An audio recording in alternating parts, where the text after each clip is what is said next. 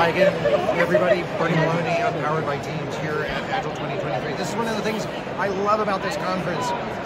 You can sit down at lunch and get to meet one of your heroes. I followed Dr. Gottfredson's work on mindset for probably 4 or 5 years, and I weave it into my own practice because I think it's so important for helping organizations to agility. Loved his talk this morning.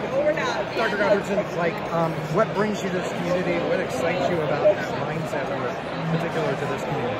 Well, I think one of the things that I've observed in the marketplace is change, complexity, uncertainty, stress, pressure is really accelerating. And one of the things we've got to ask ourselves is, has our ability to navigate that change, pressure, uncertainty, and complexity, has our ability kept up? Yep.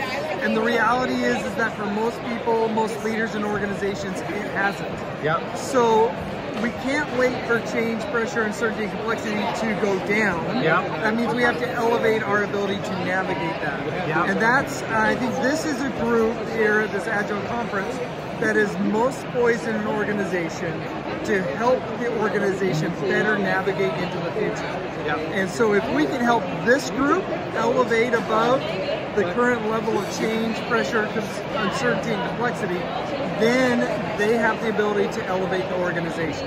I completely agree. So VUCA, that whole idea of that science, runs rampant in this community. One of the things I loved from your talk today that was new to me was the whole idea between the foundations around psychological safety, and you made one other point in there. Remind me what it was. So in order to help people, so what we talked about, it is impossible to be self-protective and agile at the same time.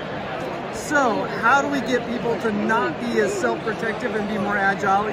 One is psychological safety. We've got to remove fear from the equation. And the second factor is we've got to give people an excuse to take their eye off of themselves and put it on something bigger than themselves. So we need a clear, inspirational, and stakeholder-centric purpose, something that's bigger than us that we can focus on. I love that. And so those are the foundations, but most businesses, like you said, focus on the fruits.